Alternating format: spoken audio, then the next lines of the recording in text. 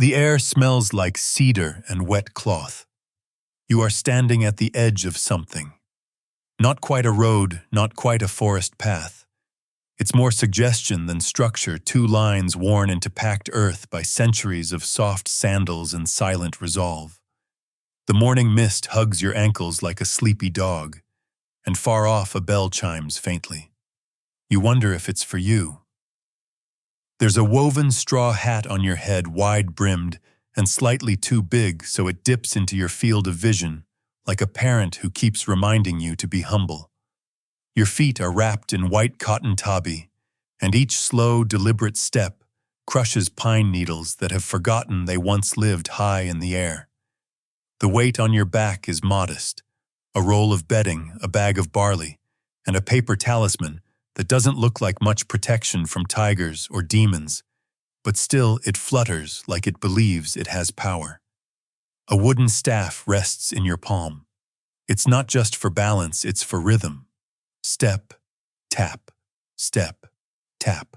And from your ankle a tiny bell. It jingles with every movement, not loudly, not cheerfully. It's a whisper of sound like wind passing through a keyhole. Now here's your first warning: you probably won't make it through this day. Not because of bandits or bears, though both exist, but because the rhythm of this place, the hush of the path, the patience in the air, it's made to lull you. The old spirits of these roads don't chase you. They wait for you to slow down and drift off one breath at a time. So if you're still awake, welcome. If you're already feeling drowsy, that's perfect. Before we take the first proper step, why not like and subscribe? Yes, even ancient pilgrims want you to support the channel.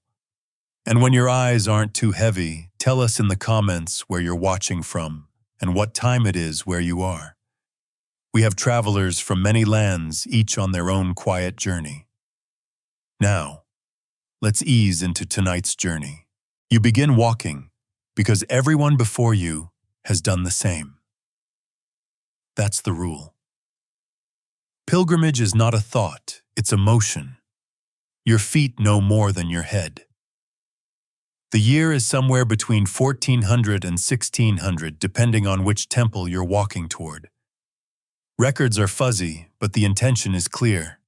You are on the Henro Trail, or perhaps the Saigoku Canon pilgrimage route, or one of a dozen other sacred paths that lace through feudal Japan like veins under rice-pale skin. A major historical fact, these pilgrimages spanned hundreds of kilometers, threading from temple to temple like beads on a mala, guiding thousands of commoners through rural landscapes, sacred forests, and towns full of indifferent chickens. The path isn't marked with glowing signs or cheerful guides. Instead, it offers a more poetic method: moss-covered stones with Buddhist inscriptions, wooden arrows leaning into the wind, and the occasional trail of white paper tied to trees like quiet prayers. You step past a Jizo statue, weather-worn and smiling faintly. Someone's left him a tiny knitted hat and a half-eaten rice ball. You bow slightly. It's unclear whether this is gratitude or apology, but both are accepted here. Your bell jingles. Tap, tap. There is no one behind you. There might have been someone a while ago, a farmer's son with uneven sandals and a fascination with frogs, but you don't hear him anymore. Which brings us to the bell. Here's your weird cultural tidbit. Pilgrims in Japan sometimes wore bells not just for sound, but to signal to the unseen. Ghosts, gods, ancestors, and the occasional easily startled deer. The bell reminds the world and yourself that you are still here, still walking, still present. You pass an old woman hunched under the weight of a basket twice her size. She doesn't speak. She doesn't need to. Her face says, "Don't worry, I've walked this road longer than you've been alive." You believe her. Her bell doesn't jingle anymore, worn silent from too many seasons. The forest grows denser. Light filters through bamboo like sleepy thoughts. Your path is no longer wide and the air smells different now, green ferny with a hint of rain that hasn't yet arrived. You take it in slowly like tea you're not sure is still warm. Somewhere in the foliage, a priest watches you, not out of judgment, more like curiosity. He sits on a log, sandals off, and chews something that might be pickled plum or just stubborn bark. He nods when your eyes meet. You nod back. This is the only conversation either of you will have for hours. You pass him and walk on. It's around this point, halfway between Temple 5 and Temple 6, that a particular tree catches your attention. Not because it's especially beautiful, though it is, but because there's a cloth tied around it. White. Handwritten. Faded ink, something about a lost sibling, a wish for safe return, or maybe just a haiku no one understood at the time. You don't untie it. That would be rude. But you do linger. A little longer than necessary.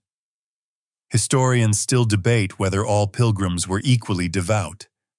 Some came for penance. Others came for adventure. A few, it's said, came simply to avoid taxes.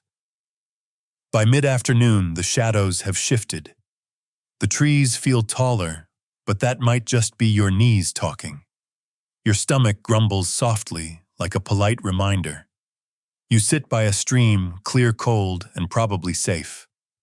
You unwrap a rice ball wrapped in bamboo leaf and eat half of it, saving the rest for later. Always save something for later. Even if you don't know what later looks like. A dragonfly lands on your staff. You consider asking it a question, but think better of it. You've seen what happens in old tales when you talk to insects. Better to nod and let it leave. You walk again. The temple is still far off, and you don't really mind. No one tells you when to arrive. That's the trick of pilgrimage. There is no finish line, only pauses. Eventually, the path opens into a small field dotted with straw huts and drying laundry. Smoke curls lazily from a hearth. A woman boils water in a pot that smells faintly of burdock and miso. You bow. She bows. She gestures to the water as if to say, "It's hot but not fancy." You nod as if to reply, "That's exactly what I need." You sip carefully. The heat reaches behind your eyes. It is in this moment the best broth in all of Japan. Evening approaches like an old friend. The bells sound different in twilight. Softer. You find a place under a broad tree and unfurl your thin bedding. No roof, no door, just the rustle of leaves and the knowledge that the world is very old and very kind tonight. You stretch your legs. The bell is quiet now, tucked in the folds of your sash. You exhale. The stars are just beginning to arrive, like guests who show up fashionably late but always bring a gift. Sleep comes soon. Or perhaps not yet. There are more roads to walk, and we haven't even reached the story about the man who wore 2 left sandals for 3 years just to impress a wandering monk. But for now, rest your feet. Tomorrow's path is already waiting. Morning doesn't so much arrive as it leans in gently and taps your shoulder. The sky shifts from charcoal to rice paper gray, and the clouds don't rush to leave. They hang like sleepy monks, unsure whether to bless the day or let it snooze a little longer. You blink slowly, your back a little stiff, but not unpleasantly so. Sleeping on the ground teaches you which bones are humble and which are loud. The bell at your ankle jingles again as you stretch. It's almost shy now, like a cat returning after sulking. The tree above you drops a leaf beside your ear. Maybe it's applause, or maybe just gravity being poetic. You pack up with quiet fingers. No one teaches you how to fold a rice mat with reverence, but somehow you know. You tie your sash, adjust your hat, and begin walking again. The staff in your hand remembers the rhythm better than you do. Tap, step, tap, step. Today's walk begins with dew. Everything is a little too wet, a little too soft, like the world hasn't decided to wake up fully. The fields you pass are silvered with moisture. In the distance, a man in a straw coat is whispering to a scarecrow. Or maybe the scarecrow is whispering to him. You don't stare. That's the rule. As the sun yawns its way up the sky, the first temple appears, not as a grand fortress, but as a roof barely poking above the trees, like a shy host unsure whether you were really invited. You were. The monks just have terrible social skills. Here's your historical fact for the day. Many of these pilgrim routes has connected not only sacred sites, but also remote villages that relied on pilgrim traffic for economic survival. Inns, food stalls, even traveling calligraphers thrived along these trails, not unlike roadside diners on forgotten American highways. You arrive at the gate. It's wooden, of course, unpainted, aged, and slightly warped from 100 seasons of rain and incense. The guardian statues flanking the entrance glare down at you with the intensity of overworked bouncers. One bares its teeth. The other keeps its mouth closed, possibly out of politeness. You bow. You don't always know what to say. That's all right. Silence is a perfectly acceptable dialect in this world. Inside, the courtyard is swept but not polished. It wears its age like a badge, not a burden. Moss creeps confidently across the stone lanterns. There's a bell here, too, a larger one slung from a wooden beam thick as a cow's spine. You pull the rope gently. The sound that follows doesn't so much ring as expand. It pours into your chest and leaks into the sky. A monk appears. He nods. You nod. This is the dance. He offers tea. You accept it because no pilgrim refuses tea. It's bitter, grassy, warm. You imagine this is what early morning feels like if you could drink it. You place your name in the temple register. Not your real name, your pilgrim name. Today you sign as Stillwater Stepper. Yesterday you were Bell for One. Tomorrow, who knows? The ink smells of pine and possibility. Now comes the weird bit. In one corner of the temple garden, there's a small wooden box nailed to a post. Inside it, folded like paper cranes, are dozens of tiny poems. Pilgrims leave them unsigned. Some are prayers. Some are jokes. One simply says, "I saw a fox. I think it was my uncle." Another reads, "She said she'd wait." I walk slower now. No one explains this tradition. No one needs to. You add your own written carefully, with the tip of your finger. In the dust, I walked a long way to remember something I hadn't yet forgotten. Historians still debate whether these poetic offerings had formal spiritual significance, or were simply outlets for tired feet and overripe emotions. Either way, they remain. You leave the temple lighter than you arrived, not because anything was taken, but because something was quietly adjusted. A weight shifted in a place you didn't know had hinges. The road out leads through bamboo. The air smells like green tea and damp shoes. A snake slithers away from your path, disinterested. You take it as a compliment. As the day unfolds, you cross a small bridge arched red elegant. A woman with a painted parasol walks ahead of you. Her bell doesn't jingle, but you sense it anyway. She hums. The tune is older than the road. You slow your pace, not because you're tired yet, but because the world deserves to be seen in slower frames. Here's your obscure cultural tidbit. Some pilgrims believe that to look back while walking could attract wandering spirits, not malicious ones, just clingy, ones who mistake your glance for an invitation. So you keep your eyes ahead. You don't check to see if the woman is still there.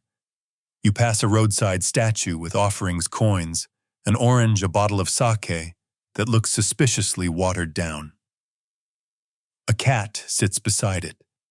possibly as guardian, possibly just nosy. You bow to both. Around midday, you find a roadside rest house. It's not fancy. A thatched roof, one bench, and a woman selling roasted chestnuts. You buy a small paper cone full of them. The warmth is immediate. You could write a love letter to these chestnuts and not feel embarrassed. The vendor tells you the next temple is just over 2 hills. You smile. In pilgrimage terms, that could mean 2 hours or 2 lifetimes. You nod, thank her, and walk on. The hills rise. Your breath shortens. Your bell grows bolder as if cheering you up the incline.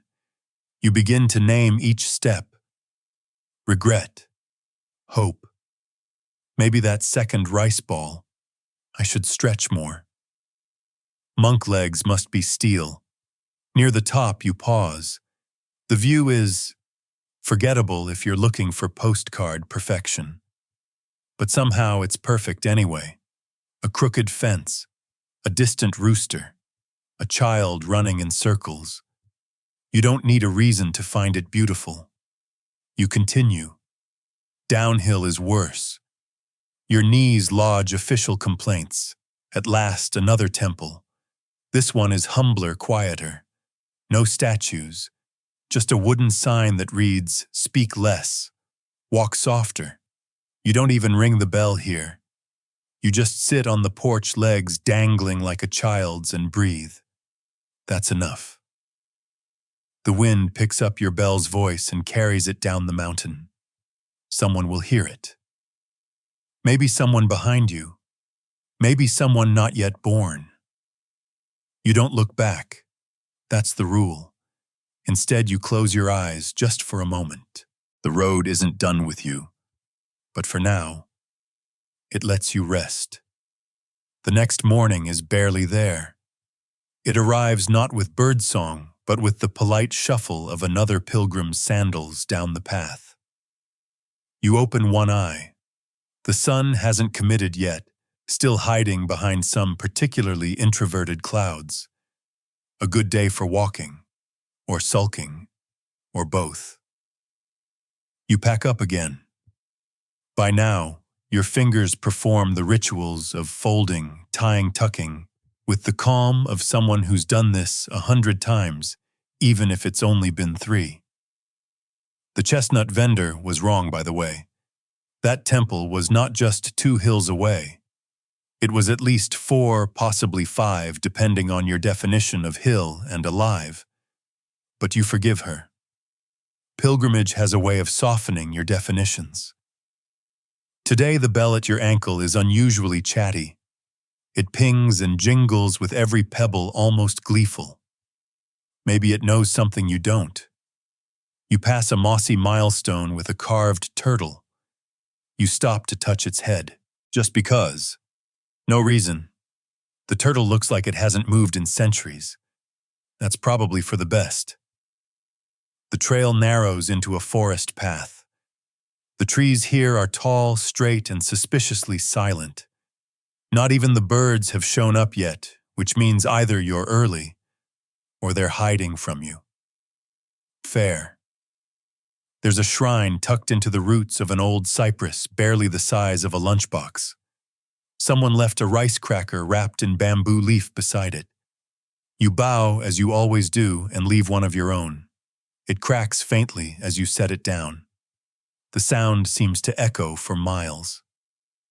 Your major historical fact for the day.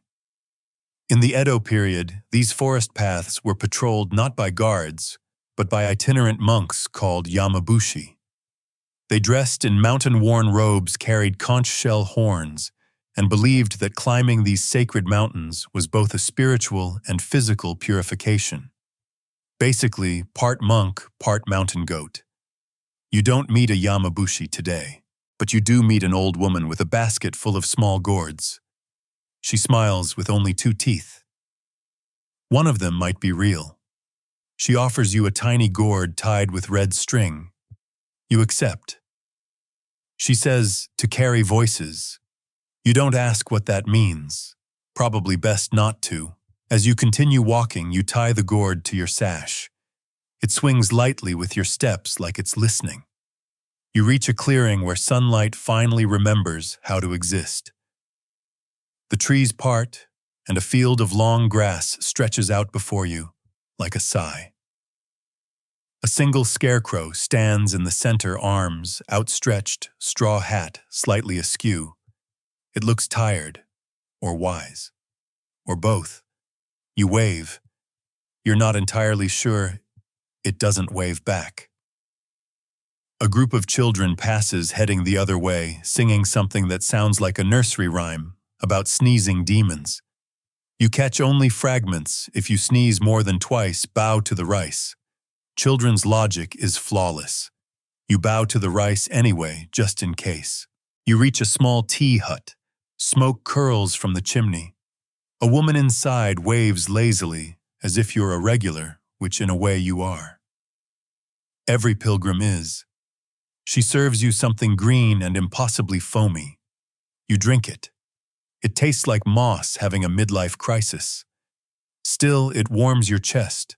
On a nearby wall is a scroll that reads, "A single bell can be heard by 10,000 ears."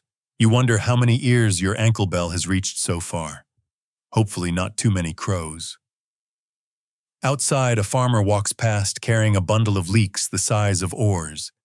He nods to you with the solemn dignity of a man who knows exactly how many leeks it takes to change a life. You nod back because that seems like a secret worth protecting. Here's your obscure tidbit. In some regions, pilgrims would carry wooden staffs carved with small bells and inscriptions of sutras, not just for sound, but because they were believed to announce virtue.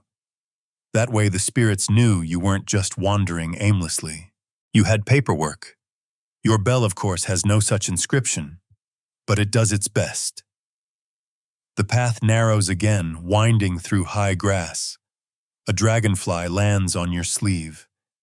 It stays just long enough to be awkward, then lifts off like it forgot something. You walk slower now. Not because you're tired, though you are, but because the path feels like it wants you to. You see a marker stone carved with a single kanji wang wasureru, to forget. No further explanation. Just that. You nod. Sometimes you forget on purpose. Sometimes you forget by accident. And sometimes, forgetting is a form of prayer. The sky turns a little golden. Shadows stretch.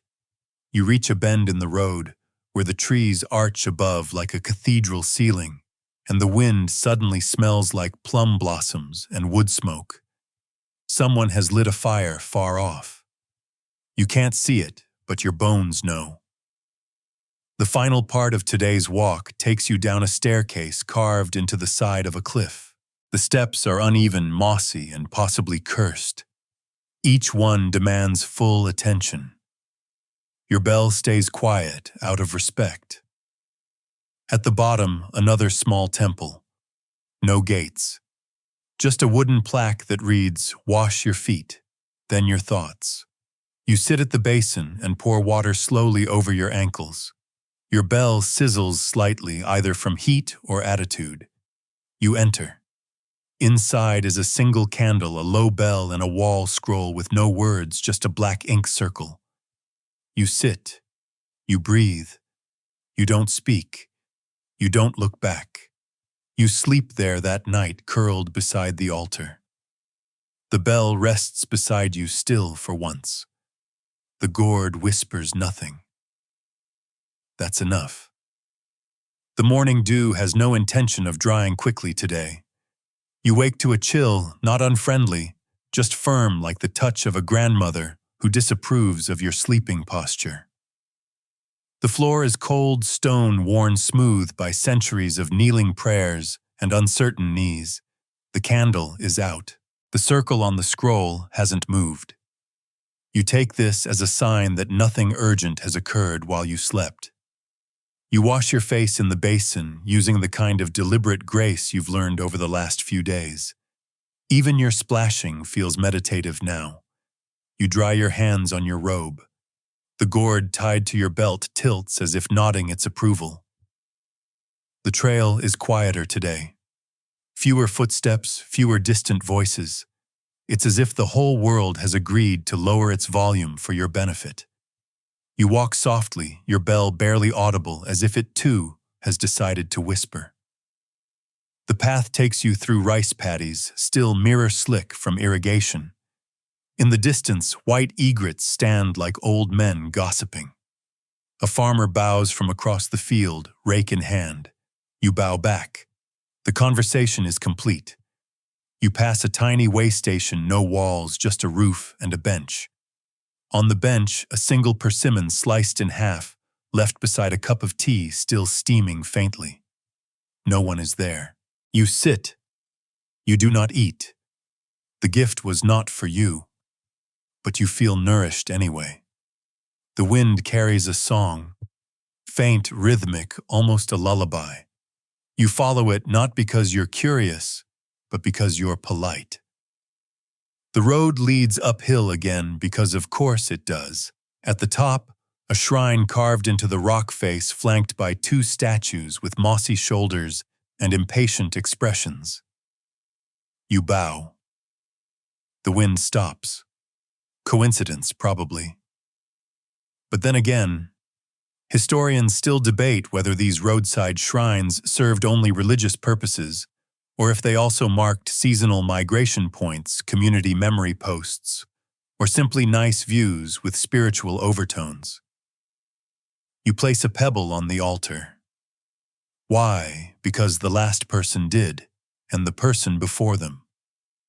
Tradition has a way of working without instruction manuals.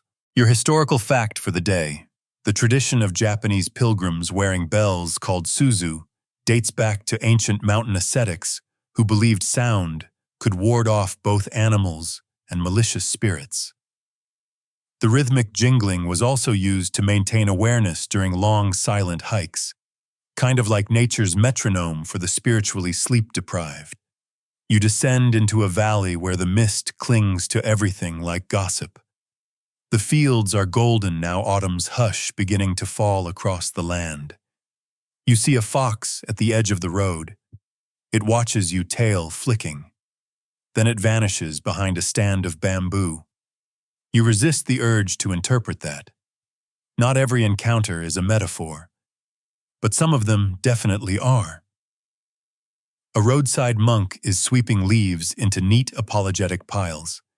He waves you over. You sit. He doesn't speak. He just pulls out a comb and begins gently untangling your hair.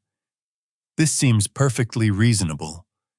When he's done, he gives you a tiny scroll. It reads, "Walk until your feet forget who you were." You nod. He nods. You leave. By mid-afternoon, you reach a temple known as the Resting Bell. Legend says any pilgrim who naps here wakes with clarity, or at least fewer blisters. You don't nap, but you do sit under the painted eaves watching the shadows stretch. Someone has tied hundreds of tiny bells to the branches above. They tinkle softly in the breeze like laughter remembered from far away. You leave a coin. You leave a thought. You leave your name in the book, voice who didn't look back. The sun droops lower. You follow the sound of a flute. You walk until your own footsteps sound like someone else's. You don't look back. You just breathe. The road this morning is silver.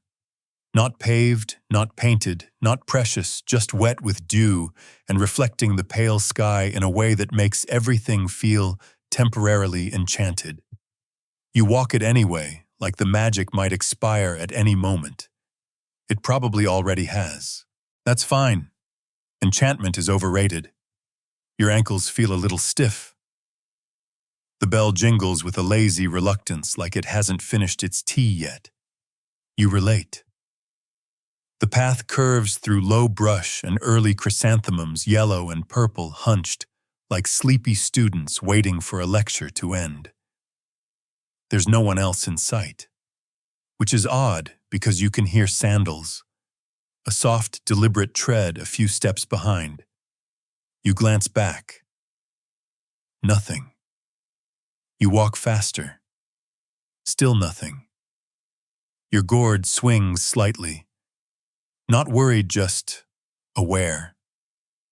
Then you pass under an old Tory-eye gate made of weather-worn wood and roped straw. A small tablet hangs from it with characters barely legible anymore. Possibly a prayer. Possibly a warning. Possibly someone's grocery list from 1623. Scholars aren't sure. They argue about it at conferences over lukewarm sake and polite grimaces. Beneath the gate, the air shifts. Cooler.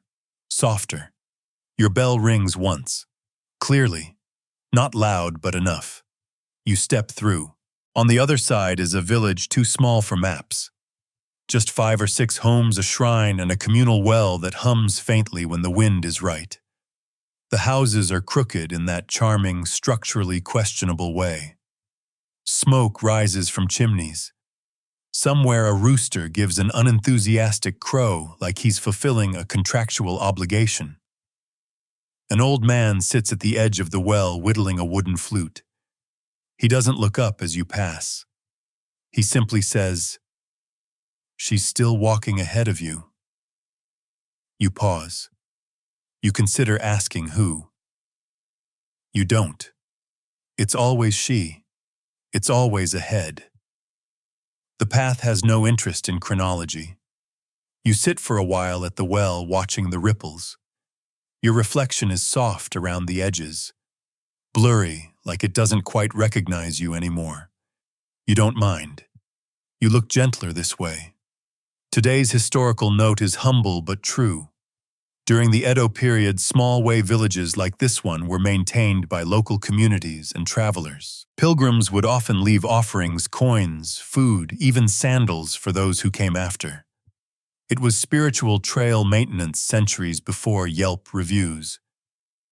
You leave a rice ball wrapped in mulberry leaf beside the well. Maybe someone will need it.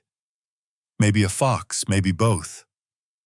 As you continue on, the path becomes a thin line of cracked stones that winds between rice paddies like an afterthought. You meet a woman herding ducks with a broom. She bows. You bow. The ducks ignore both of you, as is their custom. She says nothing, just points up the road. You nod. Then the bells return. Not yours, others. Dozens of them. Tied to a rope strung between 2 pine trees, clinking in the wind. Some are shaped like birds. Some like gourds. One inexplicably like a cucumber. You don't ask. The breeze sends a ripple of sound through them, a chorus of gentle complaints.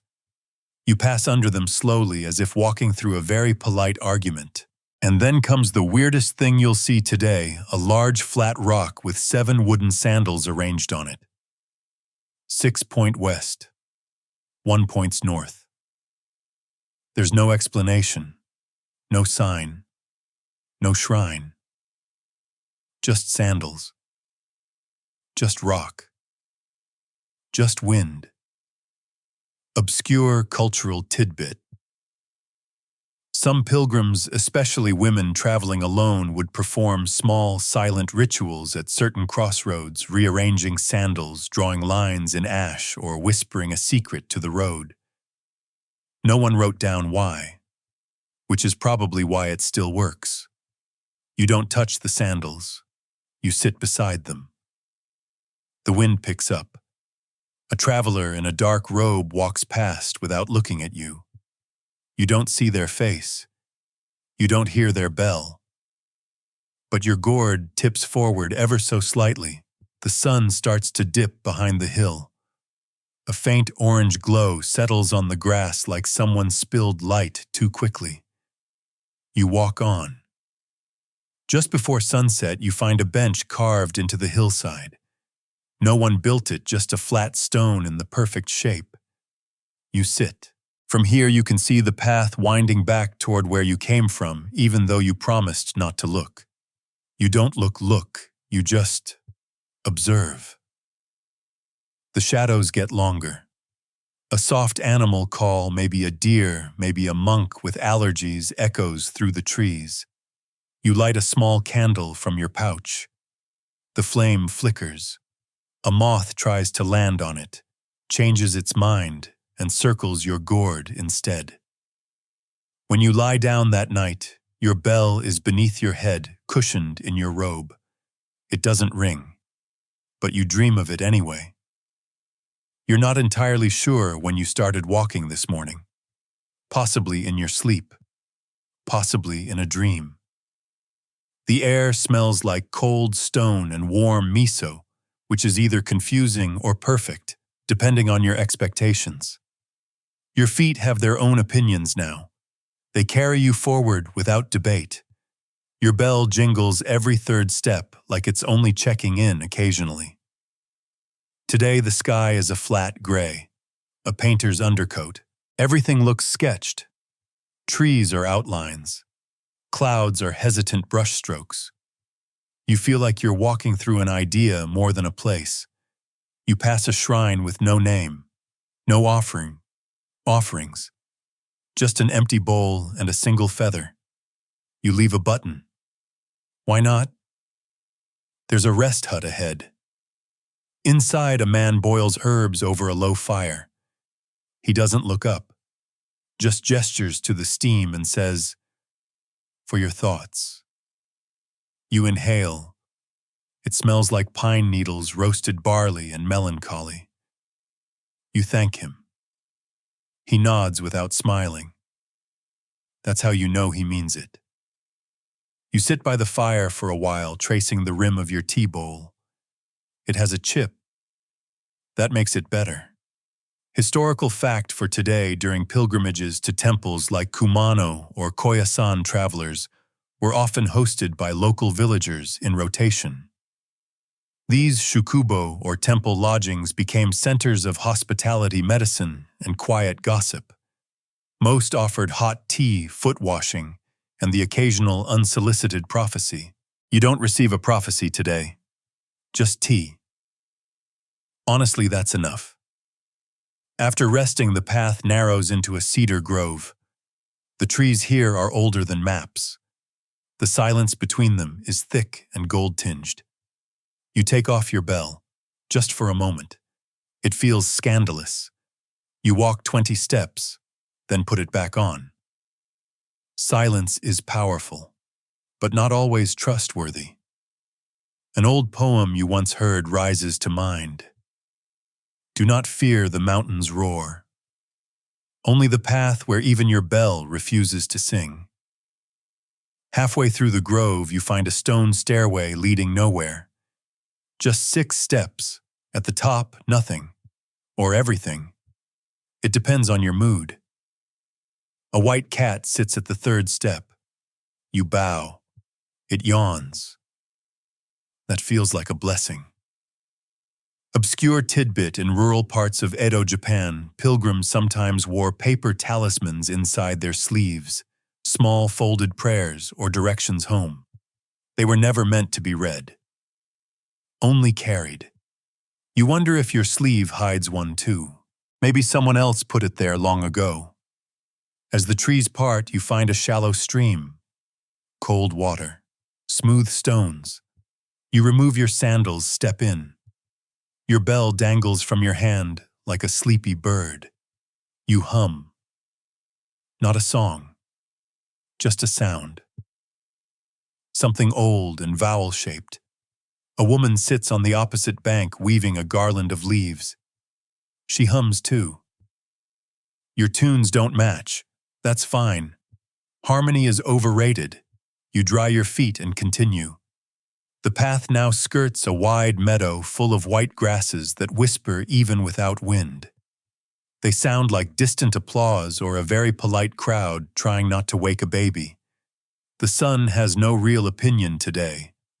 It just exists. Overhead.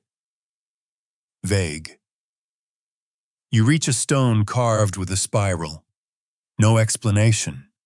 You touch it anyway. At night, you make camp near a low shrine built into the base of a tree. You light your candle. You hang your bell on a branch. It rings once, then once more, then silence. You dream of spirals and bells that never stop. This morning the clouds are close enough to touch. They hang just above your head like thick woolen blankets that no one bothered to fold properly. The air is damp. Not rainy damp, but that cozy, clinging kind of moisture that makes your robe feel like it belongs to someone slower.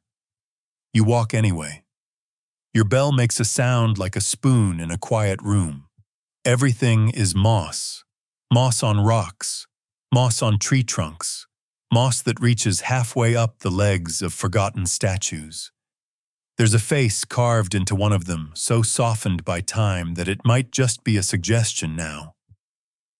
You bow. It seems polite. A soft clink. You check your gourd. Still full. Somehow. Your sleeves are heavy this morning. Possibly from dew. Possibly from memory. On a flat stone you find something strange, a tiny comb carved from bone tucked into a crack like an offering. You don't take it. You just nod as if to say, "Nice hair." Then you keep going.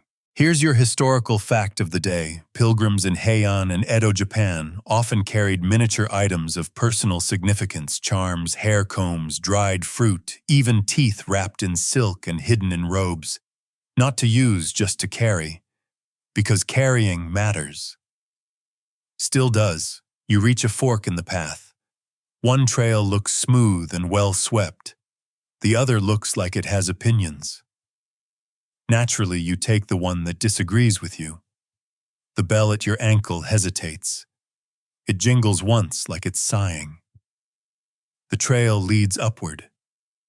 Of course it does. Nothing meaningful ever goes downhill. After a while, the forest gives way to a rocky ridge where you can see the valley far below. Mist curls up like steam from a forgotten bathhouse. The view isn't breathtaking, it's breath-giving, a place to inhale more deeply than usual. You sit. The wind pulls lightly at your sleeves. Somewhere far off you hear a flute. Could be real.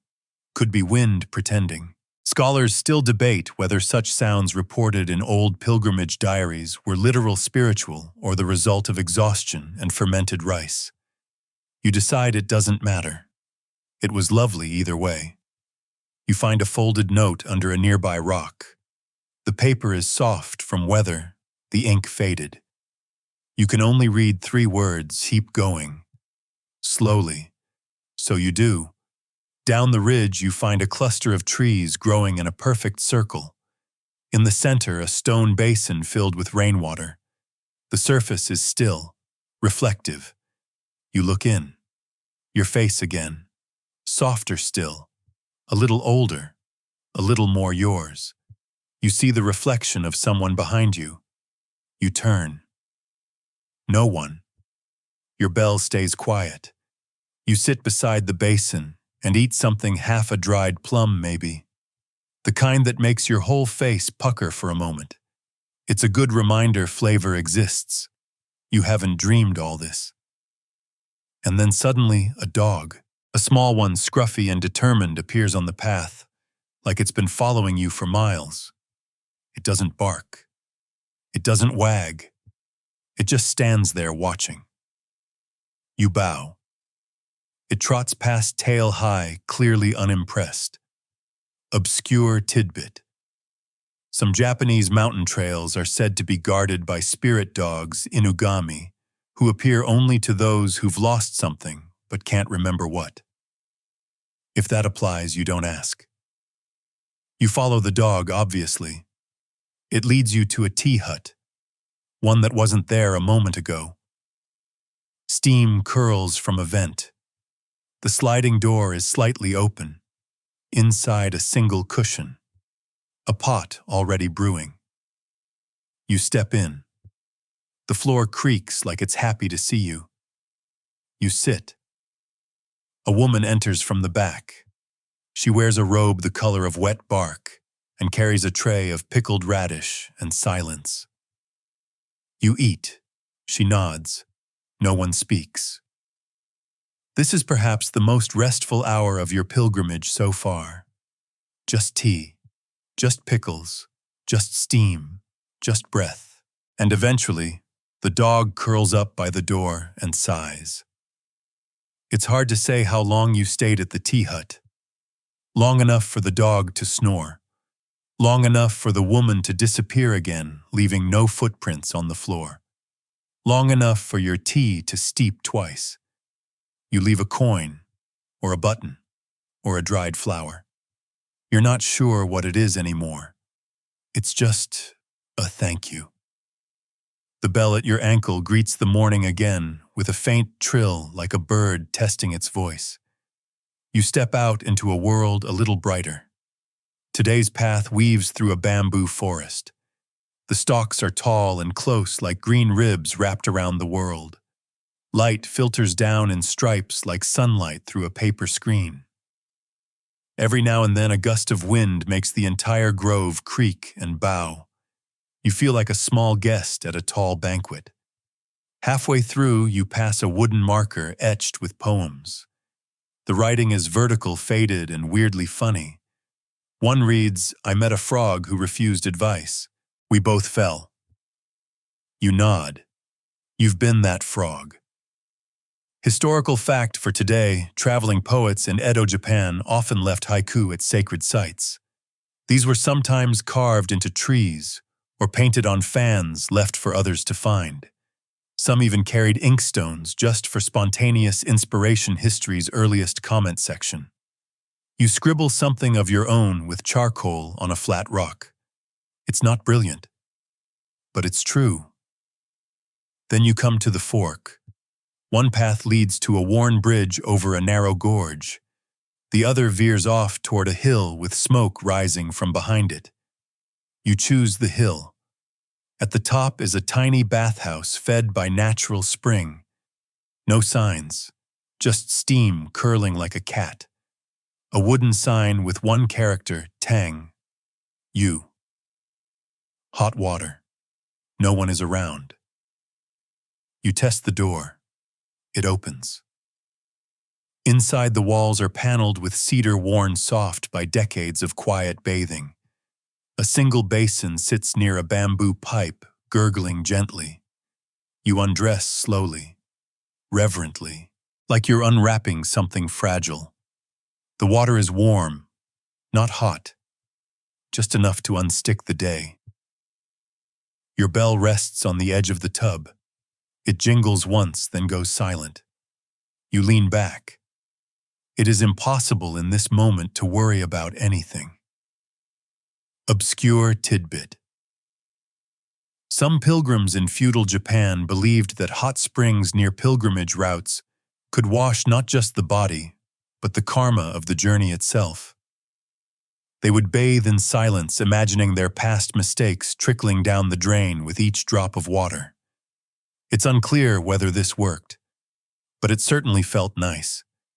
You soak until your skin wrinkles like soft linen. Then you dry with a towel that smells faintly of cedar smoke. As you redress, you find a note tucked inside your sleeve.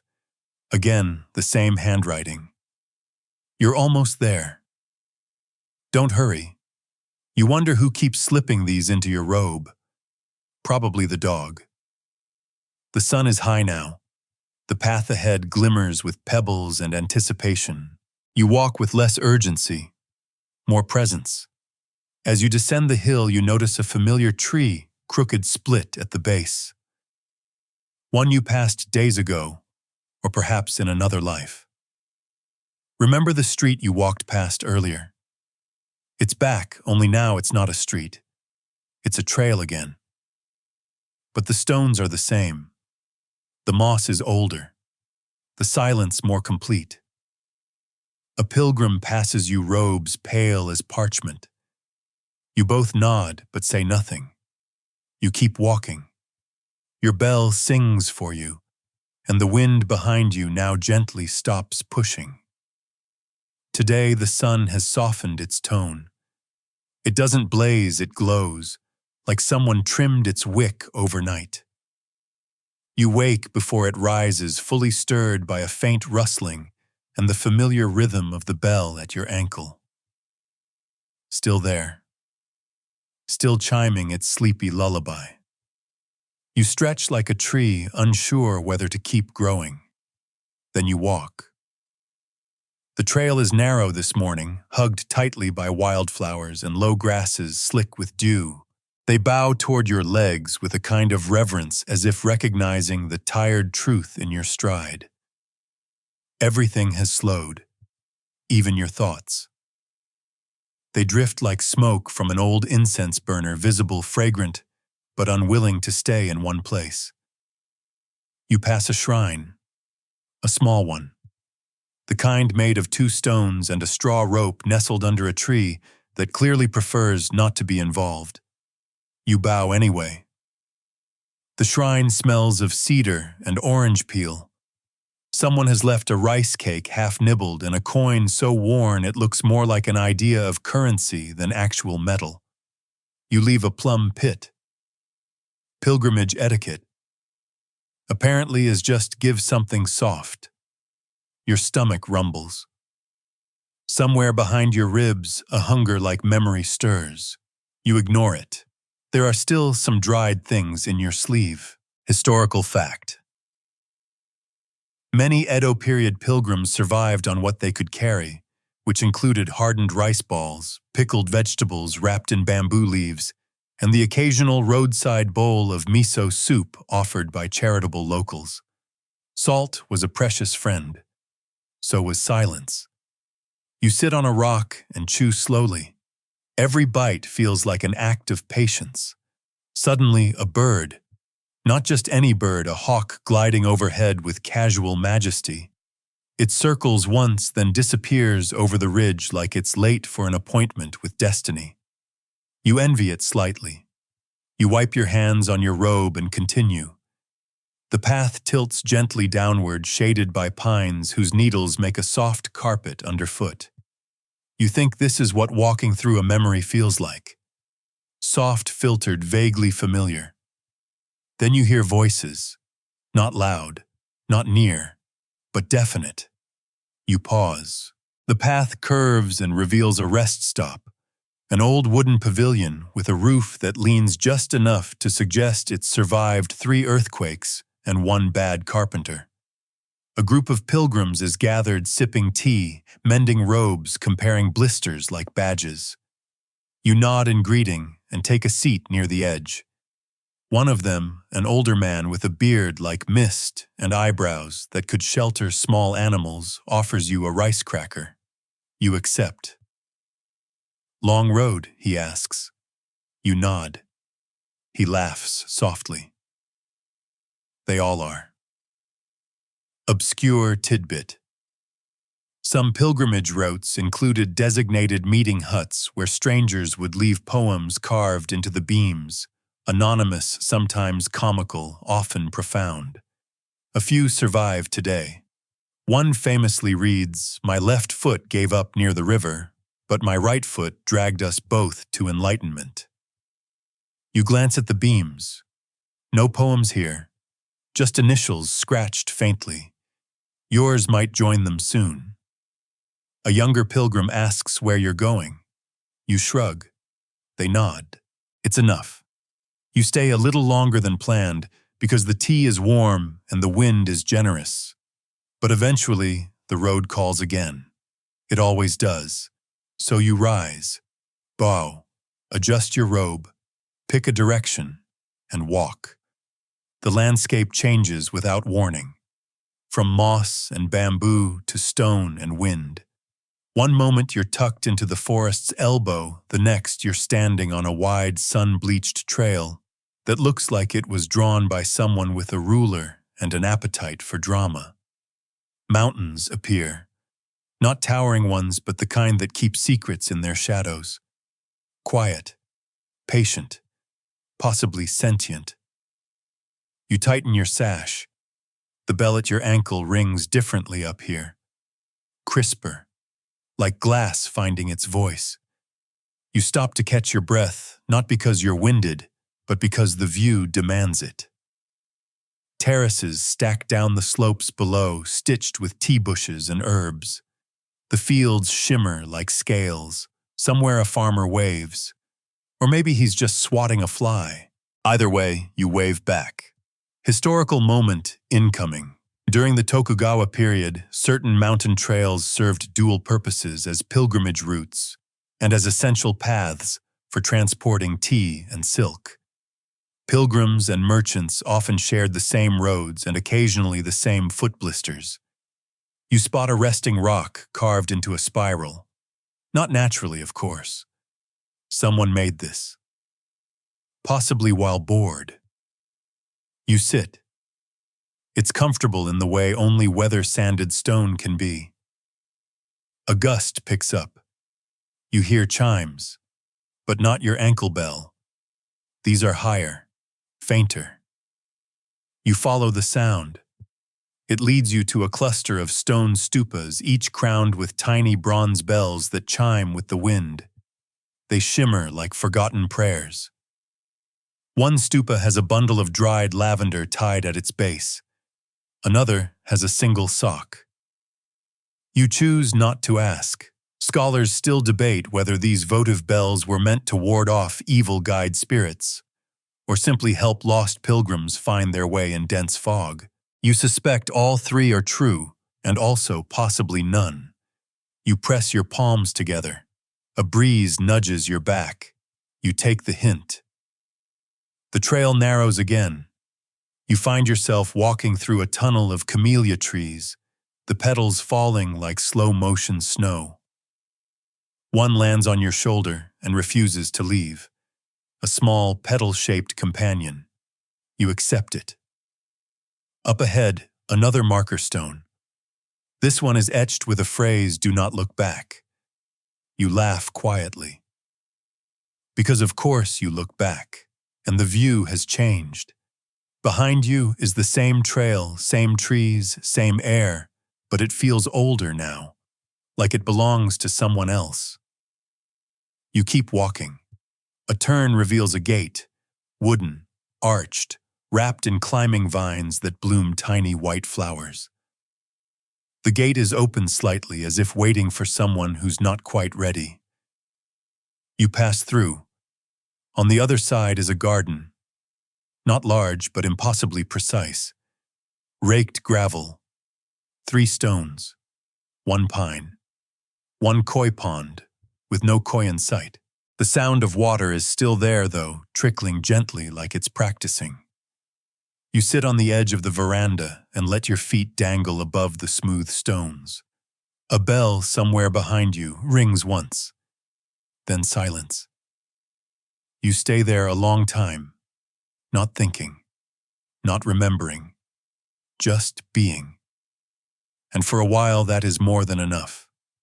You wake to the scent of cedar, not the sharp kind from new furniture, but something softer, worn, in warm like an old robe sun-dried on a temple railing. You're still sitting on the veranda. Somehow the day folded itself over you like a polite cat, and you didn't mind. The garden is quiet. The petals from before gone. Swept by a breeze or a spirit, you're not sure which. You rise slowly like bread that's taken its sweet time. Your joints protest in ancient syllables. A narrow path leads out of the garden, framed by bamboo fencing tied with black cord. Every few steps you hear the talk of a falling camellia bud landing on gravel, like a sleepy drumbeat. Today your bell doesn't jingle so much as murmur. You're not far from a village now. You hear the signs before you see them: laughter, a clatter of pans, the unmistakable sigh of someone failing to sweep leaves and giving up halfway through. Then the road widens and you arrive. Thatched roofs lean into one another like neighbors gossiping. Smoke curls from clay chimneys. A dog wanders past with the confidence of someone who owns the entire prefecture. You bow slightly. It ignores you. Of course. A woman tending to pickles waves you over. Her hands are red from plum vinegar. She offers you a skewer of grilled rice cake, dusted with roasted soy powder. You accept because you're only human. Historical detail. Japanese pilgrims were often welcomed by local villagers who saw their arrival as both a spiritual honor and a minor economic event. Free meals were common, so were awkward conversations. You try one now. The woman asks, going to the shrine, you nod. She says, be careful near the bend. The foxes are bored today. You blink. She nods once as if that explains everything and returns to her pickles. You continue on. The houses thin out, replaced by low fields of barley swaying like old monks in meditation. You spot scarecrows dressed in faded robes, some wearing broken straw hats. One has a bell tied around its neck. A pilgrim scarecrow. You nod in solidarity. The road bends. Of course it does. You think of the foxes. Now, in case you're wondering, in folklore, foxes or kitsune are not just clever. They're shapeshifters, mischief makers, seducers, protectors, tricksters, spiritual intermediaries with a flair for drama. Basically all the things you wish you had on your resume. You approach the bend cautiously. There's a shrine tucked into the hill, small, with vermilion pillars and paper streamers dancing in the wind. Offerings line the base. Coins, candies, a single sandal. Always one. You bow. You leave a pebble. You're running low on personal items. The wind picks up. Your bell chimes. And just for a moment, you swear you see a tail disappear into the tall grass ahead. But you keep walking, because that's what pilgrims do. You follow the trail as it rises through dense pine groves, the air thick with sap, and the soft sigh of branches brushing one another in a secret language. Your feet crunch over needles. You pass an old wooden signpost leaning at an angle that suggests it gave up around the same time you did. Carved into it are 3 kanji you vaguely recognize. The middle one probably means up or regret. They feel interchangeable at this point. You climb. Every few steps you pause, not because you're tired, though you are, but because the air changes. It gets cooler, cleaner, like someone opened a drawer full of untouched winters. Eventually the trees part. You emerge onto a ridgeline path, narrow and skybound. One wrong step and you'll have a long conversation with gravity. But for now, you're fine. The view is indescribable. So naturally you try. Mountains roll in every direction like great sleeping creatures. Valleys curl between them like thoughts between dreams. And far off in the haze, a glimmering speck that might be the ocean or just a hopeful mirage of lunch. Your bell sings one lonely note in the wind. You walk the ridge slowly. Historical side note. Some ancient pilgrimage routes were chosen not for their efficiency, but for their beauty, because spiritual transformation, it was believed, required aesthetic participation. In other words, if you weren't slightly awed and deeply sunburned, were you even enlightened? A small shelter appears ahead. Just enough wood to block the wind. Inside you find a bench carved with names and a faded cloth banner strung from post to post. On it, a hand-painted poem. It reads, "The wind asks nothing. The bell answers anyway." You sit, drink some water, eat something you can't name, and then you hear it. Footsteps. Soft. Rhythmic. Another pilgrim appears, a girl maybe 16, maybe 60. Time is unreliable out here. She wears white robes, mud-streaked, and carries no pack. She sits beside you without a word. You both stare at the same horizon. Eventually she asks, "How long have you been walking?" You say a few days? Or a lifetime? She nods. Same. She rises before you do, bows and disappears down the trail like she was never real. You follow. Not because you think she's a fox spirit, though. Maybe, but because that's where the path leads. As you descend, the bell at your ankle jingles once like a door closing behind you. You don't look back. You're getting good at that. You descend into a forest so old it forgets the names of its own trees. Moss carpets everything, stones, trunks, even the air seems fuzzy with it. Light filters through in buttery slants, and you begin to wonder if the sun itself is tired. Probably took a nap behind the clouds. You wouldn't blame it. There are no sounds of birds, no wind. Only your footsteps, soft and hesitant, and the distant whisper of water weaving through somewhere ahead. Your bell is nearly silent now. It's not broken, it's just respectful. This place demands it.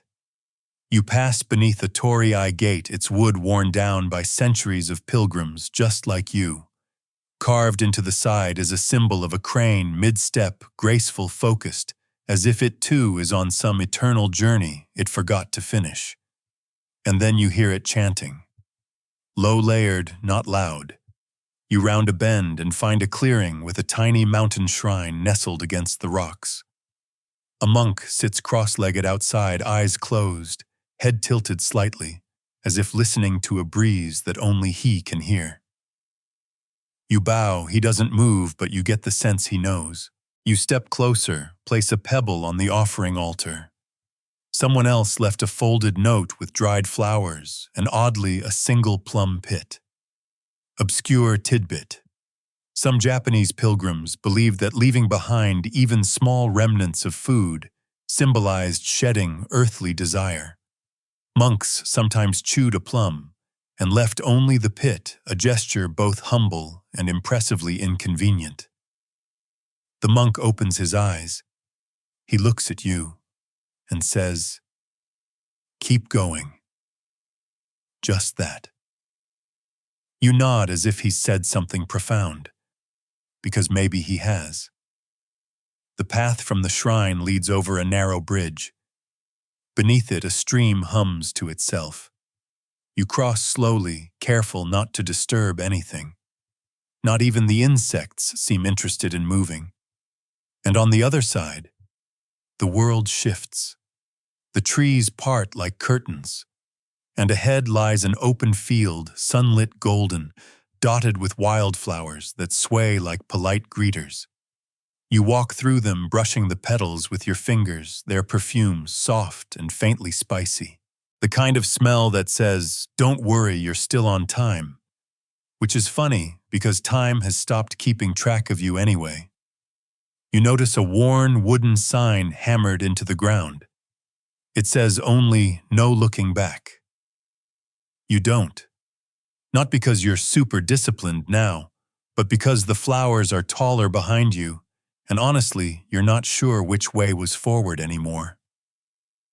Still, you walk, and your bell rings again, clear this time. It feels like a reward. You reach the last village before the sacred mountain. It's smaller than the others, older too, like someone pressed pause on it 3 centuries ago and forgot to unpause. Roof tiles are half moss, half guesswork. Chickens wander freely. An old man repairs a fishing net he probably hasn't used in years, but it gives his hands something to do. You enter slowly, like smoke curling under a door. A woman waves you over to a tea house without saying a word. Inside, it's dim and deliciously quiet. Tatami mats sigh under your weight.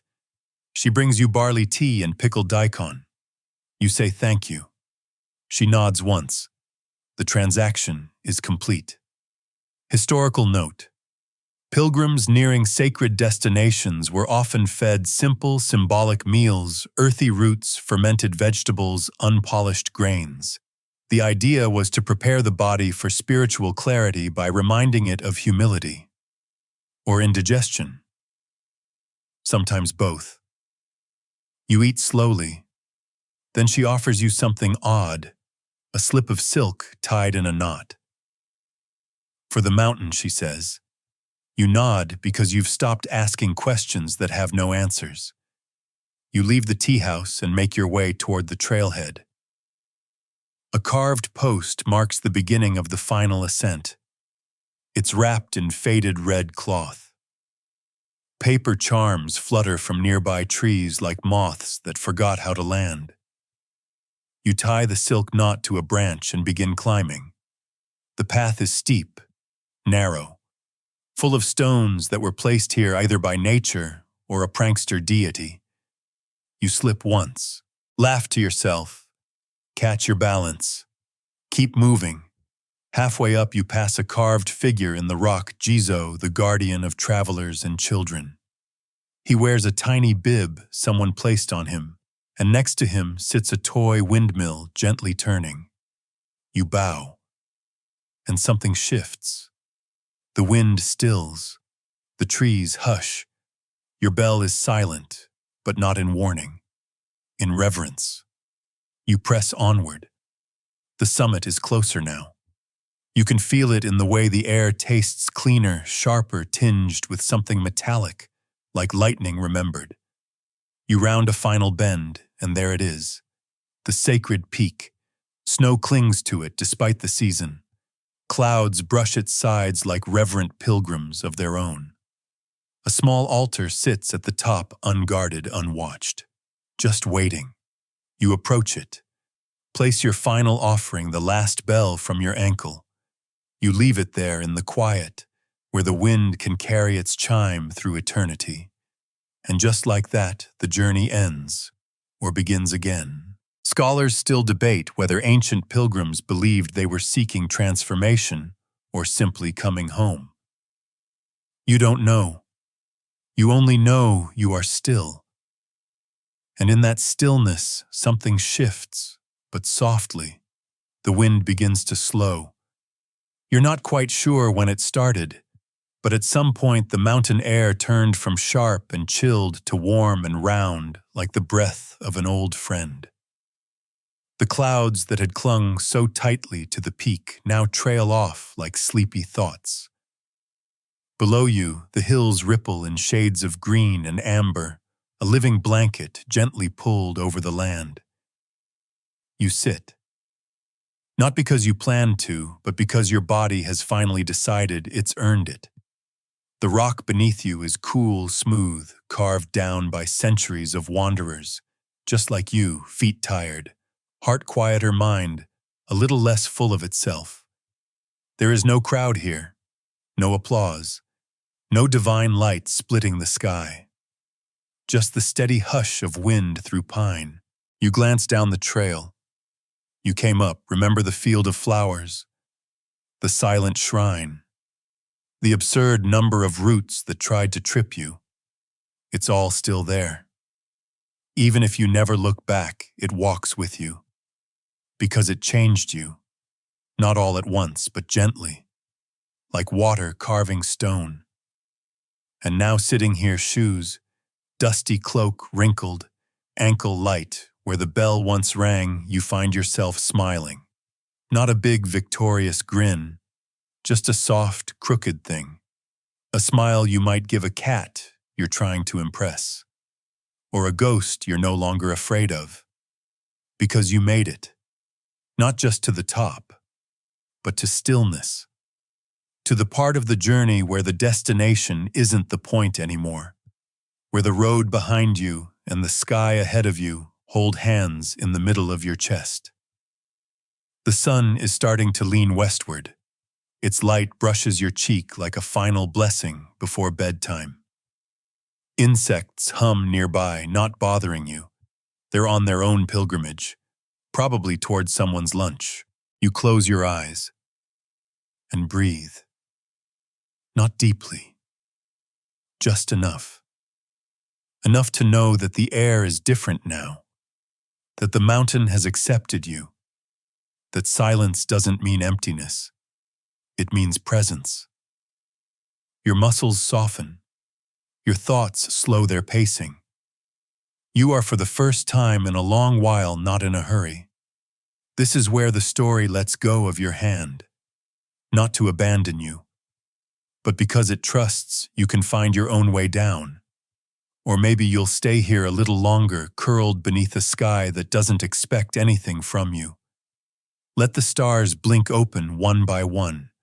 Let the past unwind behind you, like an old path overgrown with moss and mercy. Rest now. You have walked well. You have listened long. And now even the bells sleep. Good night.